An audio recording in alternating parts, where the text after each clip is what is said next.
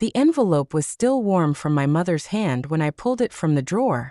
I hadn't meant to snoop, at least, that's what I told myself.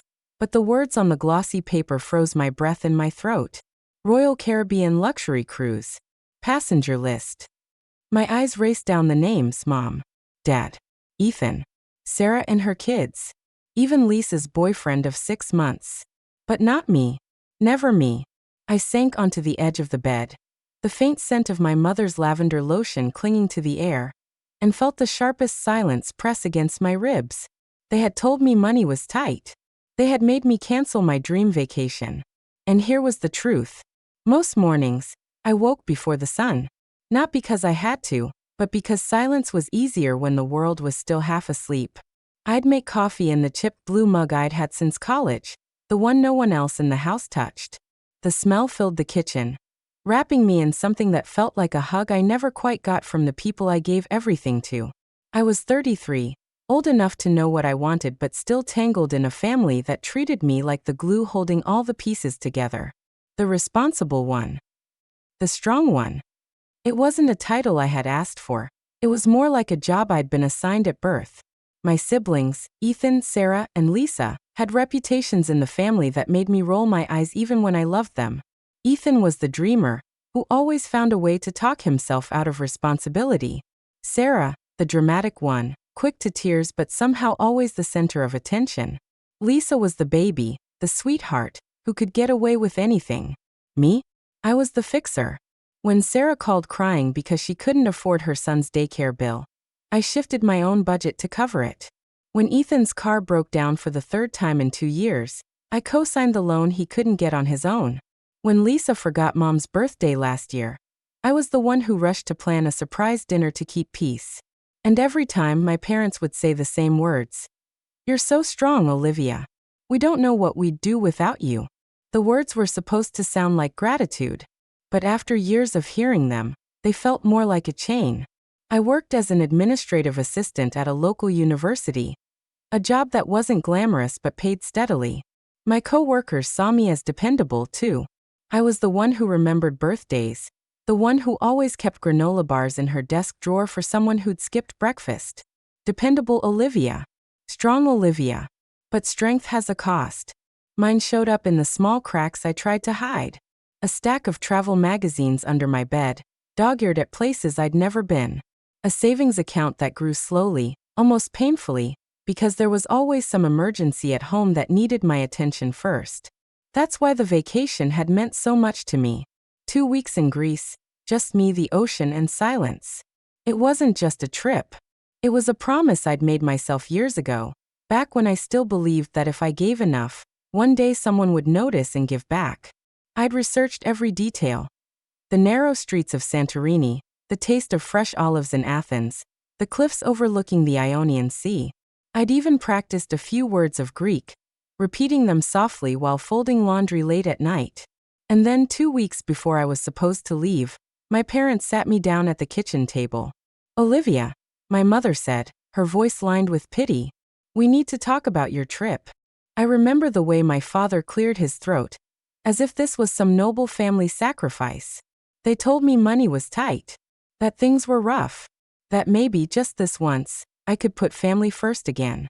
Of course I agreed. How could I not? I canceled my flight, called the hotel, told myself Greece would still be there in a year.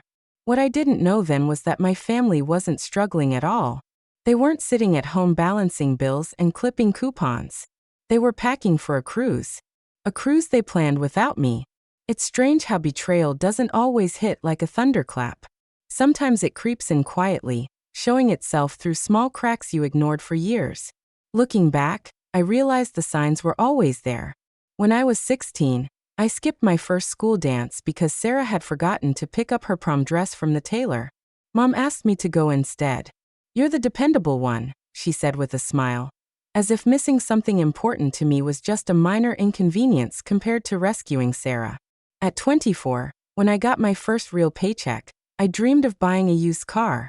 Instead, Ethan called, panicked, because he'd maxed out his credit cards.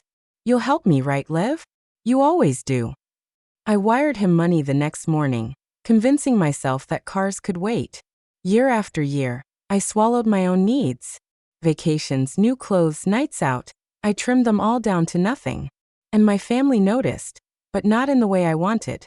To them, my sacrifice became an expectation. Olivia's the strong one. She'll understand. She doesn't need as much. The words piled up, layering over my real desires until even I started to wonder if maybe they were right. Maybe I didn't need as much. Maybe I was built to give. But the vacation, that was different. I'd saved for 4 years, setting aside bits of every paycheck. No one knew how many dinners I ate alone at home with canned soup, or how many times I walked past the clothing store windows and told myself, next year. No one saw the notebook I kept under my pillow, filled with itineraries, scribbled budgets, and clipped photos of islands surrounded by turquoise water. That trip was mine. Or it was supposed to be. The night my parents told me to cancel, I went home and cried harder than I had in years. Not just because Greece was gone, but because I felt guilty for even wanting it. My mother's words echoed in my head. Family comes first, Olivia. You'll have plenty of time for trips later. I believed her. I canceled everything. I put my suitcase back in the closet. And then 2 weeks later, I found the envelope. It happened on a quiet Sunday afternoon. I had stopped by my parents' house to drop off some groceries. Mom had stepped out to pick up milk. Dad was napping in his recliner. I needed a pen, so I opened the drawer in the hallway desk. That's when I saw it. A white envelope with glossy edges, my mother's careful handwriting across the front. Inside, thick paper with gold lettering. Royal Caribbean Luxury Cruise. Passenger list. I scanned the page once, then again, my heart pounding louder with each name. Ethan. Sarah and her husband. Their kids. Lisa and her boyfriend. My parents. Even Aunt June, who lived 3 states away. Everyone. Except me. I sat there, frozen, the papers trembling in my hands. The sound of the clock ticking in the hallway filled the silence, each second pressing heavier against my chest. My stomach twisted as though I'd swallowed stones. I couldn't breathe. Couldn't think. All I saw were the years I had given up for them. My dances, my car, my nights out, my dreams. And now even this. For a moment, I thought maybe there was a mistake. Maybe I'd find another page tucked inside with my name printed neatly. Maybe they were planning to surprise me later. But no. The list was complete.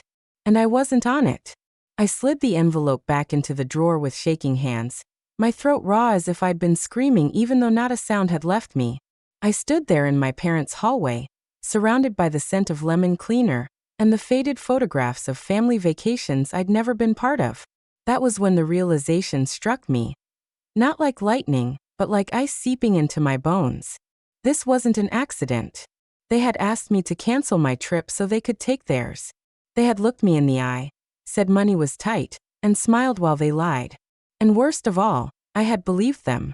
The night before their cruise, my parents hosted a family dinner. I almost didn't go. My stomach was a knot the size of a fist, my mind still circling the memory of that envelope in the desk drawer. But skipping would raise questions, and I wasn't ready for questions. Not yet. The smell of roasted chicken hit me as soon as I walked into the house. My mother was bustling around in her favorite floral apron, humming under her breath. The table was set with the good dishes, the kind usually saved for holidays. Olivia, you made it. Mom's smile was wide, her voice high-pitched in that way she used when she wanted everyone to think things were perfect. I kissed her cheek, forcing a smile. Of course. Ethan was already at the table, scrolling on his phone, while Sarah laughed with Lisa about something I couldn't hear. Their kids ran around the living room, plastic toys clattering against the hardwood floor. I sat down quietly watching them. For years, I'd been the one who smoothed moments like this, passing out napkins, refilling drinks, keeping conversations from boiling over. But tonight, I just observed. Dinner began like any other. Dad said grace. Plates clattered. Voices overlapped in a messy chorus of chatter. And then Sarah leaned in, her voice dripping with excitement. Can you believe this time tomorrow we'll be on a ship in the Caribbean? The table erupted with laughter and chatter. Lisa squealed about the pool deck. Ethan joked about all-you-can-eat buffets. Even Mom and Dad glowed, trading little glances like two kids with a secret. I sat perfectly still, my fork heavy in my hand. No one looked at me. No one noticed the way my shoulders stiffened, the way my breath came shallow. Olivia, Lisa said suddenly, turning toward me. You'll water Mom's plants while we're gone, right?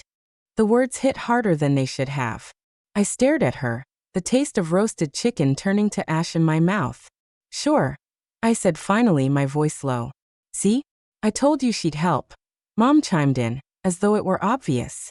The conversation spun forward again, like I wasn't even there. Like my role was already written. Stay behind, take care of things, be happy for everyone else. But my silence must have carried a weight, because halfway through dessert, Dad glanced at me, his brow furrowed. You all right, Liv? You're quiet tonight. I set down my fork slowly. My heart was hammering so hard it felt like everyone could hear it.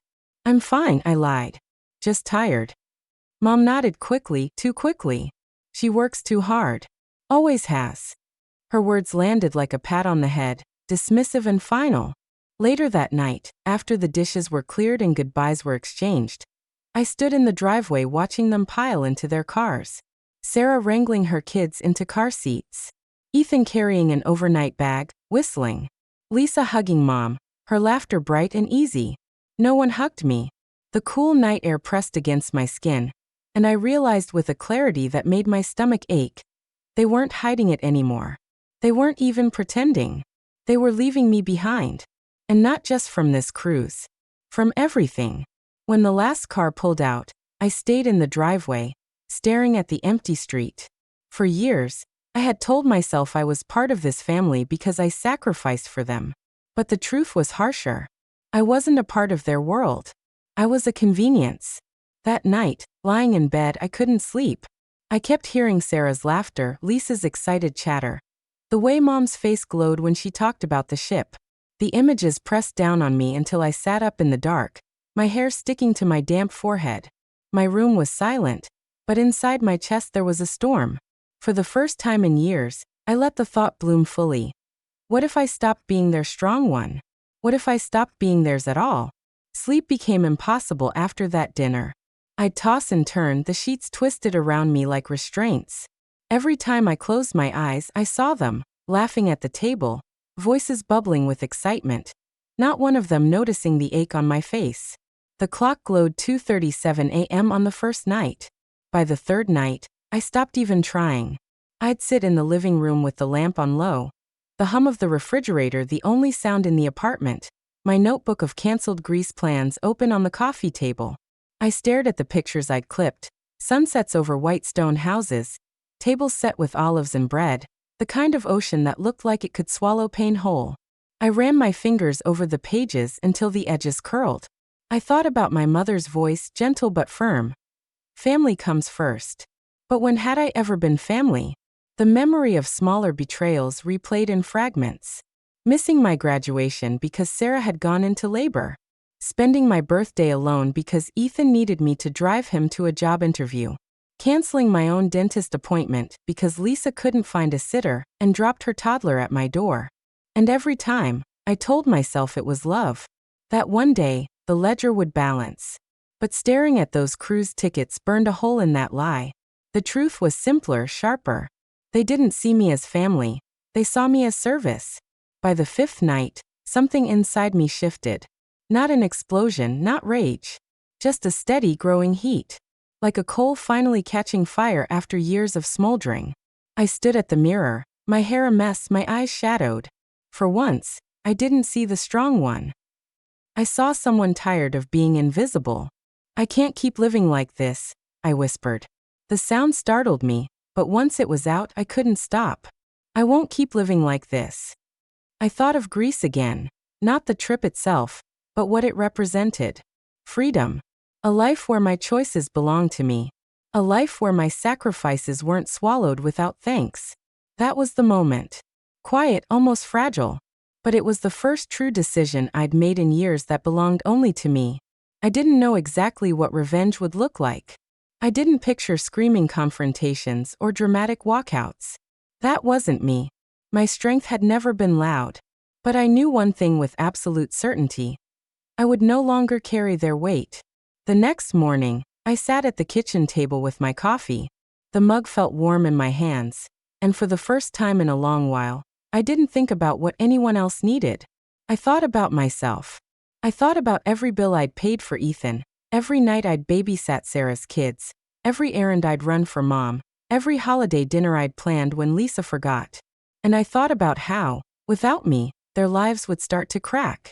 Not out of cruelty, but out of truth. For the first time, I wanted them to feel what it was like when Olivia said no. I closed the notebook of canceled dreams and pulled out a fresh sheet of paper. My handwriting was steady as I wrote the first line of my plan. I will stop fixing their messes.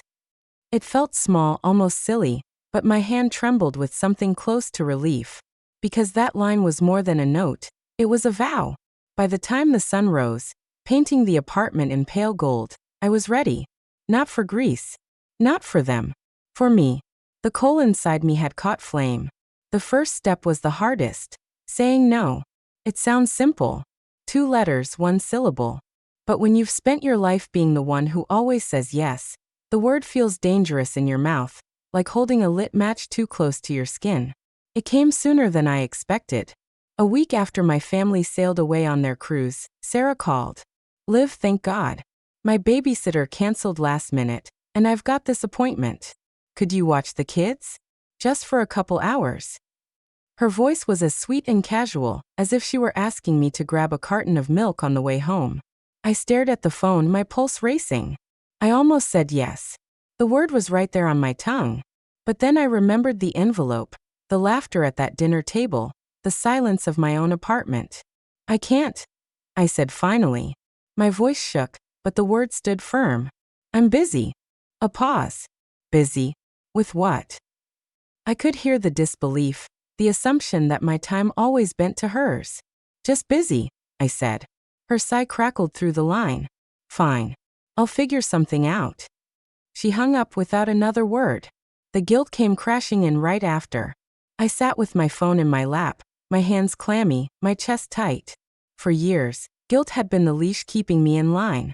But this time I didn't chase it down. I let it wash over me, and then I let it go. The second test came from Ethan.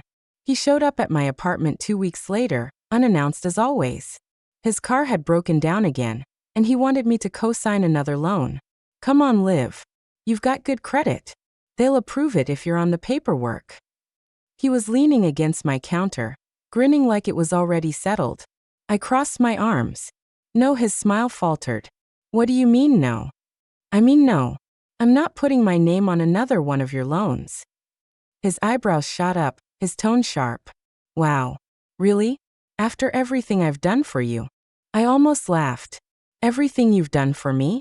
The words echoed in my head like a bad joke. I can't keep bailing you out, I said quietly. He stared at me for a long moment, then muttered something under his breath and stormed out. The silence he left behind was heavy but also freeing. Still, the setbacks came too. Mom called a few days later, her voice dripping with concern. Olivia, your brother said you wouldn't help him. Is something going on with you? You've been so distant lately. There it was. Not anger, not outrage, concern. The kind that masked control. I'm fine, I said. Well, you don't sound fine. You've always been our strong one. We count on you, Olivia. Don't let us down now. The chain rattled again, the words that had always kept me in line. Strong one. Don't let us down. But this time I stayed quiet. Mom sighed. We'll talk later. When she hung up, I sat on the couch with my heart pounding, my body trembling as though I'd run a marathon. Every no I spoke felt like lifting a weight I wasn't sure I could hold. But the truth was, each one made me a little stronger. It wasn't easy. The guilt came in waves. Nights when I lay awake wondering if I was cruel, if I was selfish, if I was breaking the family in some unforgivable way. But there were small victories too. I started cooking meals for myself. Meals I actually wanted, not just leftovers saved for whoever dropped by. I signed up for a weekend photography class, something I'd always wanted to try. Sitting in that classroom with strangers, holding a camera in my hands, I felt a flicker of something I hadn't felt in years. Possibility. Still, the family didn't let go easily. Lisa showed up one Saturday morning with her toddler, halfway through the doorway before I stopped her. "I can't watch him today, Lisa," I said firmly. Her eyes widened. "But I've got plans. You always watch him." "Not today." Her shock turned to irritation, her lips pressing into a thin line. "You've changed." "Yes," I said. "I have." She didn't thank me. She didn't smile. She turned and left, the toddler whining as she buckled him back into the car seat. For hours afterward, I paced the apartment, the guilt gnawing at me. But beneath it, deeper and stronger, was something else. A quiet pride. Each refusal was a crack in the old pattern. And with every crack, I felt more like myself. But patterns don't break cleanly. They resist. And my family wasn't done testing me yet. By the time summer ended, their frustration had grown into something sharper. Whispers. Cold shoulders. Comments laced with disappointment. At a barbecue in late August, Sarah cornered me by the grill. "You think you're better than us now, don't you? With your little classes and your big boundaries." I stared at her, the heat from the flames warming my face. "No," I said evenly. "I just finally realized I'm not less than you either." Her mouth opened then closed. She turned away without answering. It wasn't triumph I felt in that moment. It was clarity. For the first time, I saw them clearly. Not as villains, not as people who hated me, but as people who had grown comfortable using me. And I had let them. Not anymore. The family reunion was Mom's idea. A late September Sunday, everyone gathered in the backyard with folding chairs, paper plates, and the smell of charcoal thick in the air. I hadn't wanted to go. But something in me knew this was the place, the moment. Not revenge with fire and fury, revenge with truth. The kids chased each other through the grass while Sarah fussed over her potato salad, and Ethan fiddled with the speaker. Lisa was snapping photos for Instagram, angling herself toward the sun. And my parents, sitting side by side at the patio table, smiled as if nothing in the world had ever been broken. "Olivia, come sit," Mom called. "We saved you a seat." Her voice was bright, but I caught the flicker in her eyes. The same flicker from every phone call when she tried to pull me back in. I sat. I waited until everyone had their food, until the chatter had settled into the hum of chewing and sipping sodas. My hands rested flat on the table, steady now, no tremble left. "I want to say something," I began. Forks paused. Heads turned. I looked at each of them, the people I had carried for so long. "When you asked me to cancel my trip to Greece, you told me money was tight. You told me to put family first." Silence. The only sound was the sizzle of burgers still on the grill. "But while I was unpacking my suitcase, you were packing for a cruise." Ethan shifted in his seat. Sarah blinked hard. Lisa's mouth fell open. "Yes," I said softly. "I know. I found the tickets.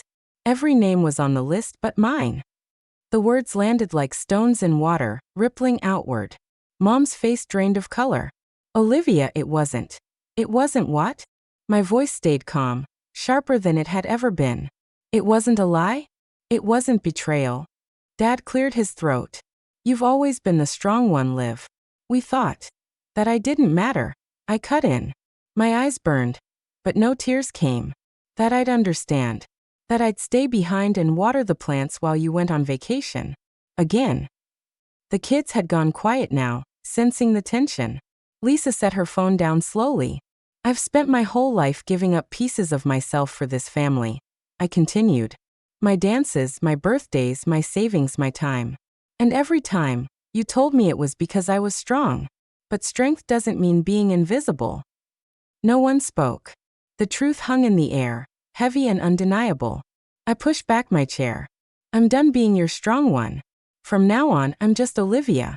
And Olivia is done carrying everyone else." I stood, the grass cool beneath my feet as I walked across the yard. Behind me, I heard murmurs, a few half-formed protests.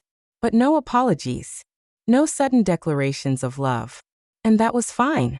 Because for the first time in years, I didn't need their words to validate me. I had spoken my own truth, and it was enough. As I reached the gate, Sarah's voice wavered through the silence.